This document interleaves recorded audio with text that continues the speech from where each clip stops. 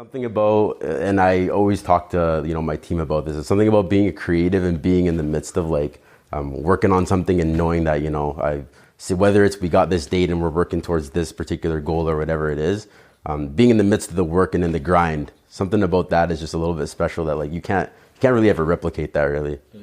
It's crazy.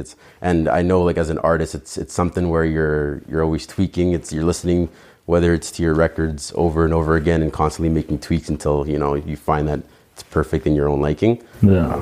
I don't know. Maybe you can like tell me how it is in terms of how you feel with, being in the midst of actually getting the work done, getting ready to drop if I'm correct. Yeah. So right now, like I'm sitting on like 200 plus songs.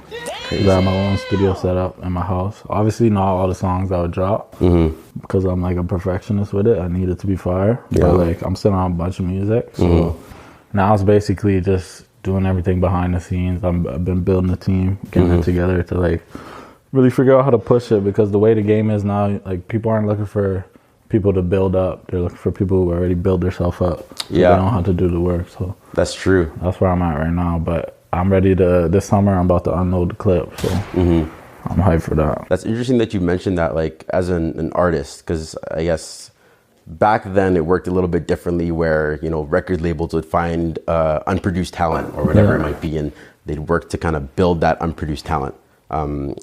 In today's kind of space, you can argue that they're looking more so for people that maybe have a team or have people or have something already buzzing for themselves. And then, the big, whether it's corporations, will latch on to something like that. Yeah. How do you find that you've been kind of working in that space where you're having to build your own team more so than go and pull yourself as a single solo act? Or well, basically, like I've had like different managers before and stuff like that, but like one mistake I made early in my career is just depending on other people to get stuff done with me and like hearing like broken promises, just like hearing what may happen. So basically now it's just like I'm matured in that sense, so I'm just like trying to take all matters into my own hands. Yeah. And luckily I have people around me to help me who believe in it, so that's where I'm at right now.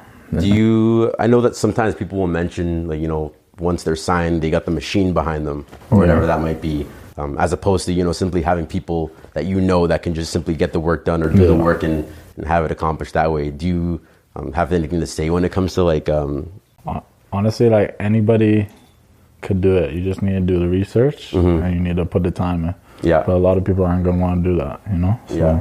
There's a book somewhere where they mentioned 10,000 hours and you got to be able to, put in an extraordinary amount of hours to be able to call yourself a professional or perfect something. Works just the same, and I feel like in any craft, and even just the same in making music, Well, that's why I'm doing shit now, like Twitch streaming. Like I was never a guy, like I don't give a fuck about Instagram or like TikTok and shit like that. But like, I know you need to do this shit now, so that's why I'm like on there more heavy. Most definitely. Even though I don't really care to do it, but.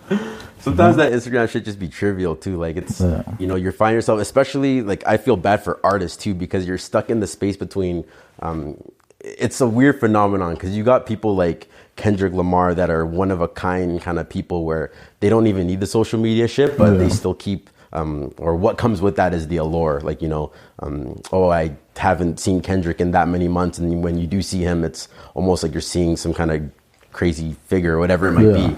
And then there are the other artists, that are coming up now where they're finding they have to actually produce themselves on social media. Yeah. So it's almost that fine line, like, the big names are doing some other shit, but, in order to sustain yourself, you got to be doing, I don't know how you feel about that. Like if that's always something that you ever have to battle with, like, do I have to be on social media or should I just say fuck this altogether? Well, being from here, like living here, like people aren't looking for people from here. Like there's people who get a bunch of streams, blah, blah, all that. But, like, people aren't really looking for people from here. If you're from, like, LA or shit like that, you could possibly make it just making good music because there will be other people who will put you on. But who's going to put you on?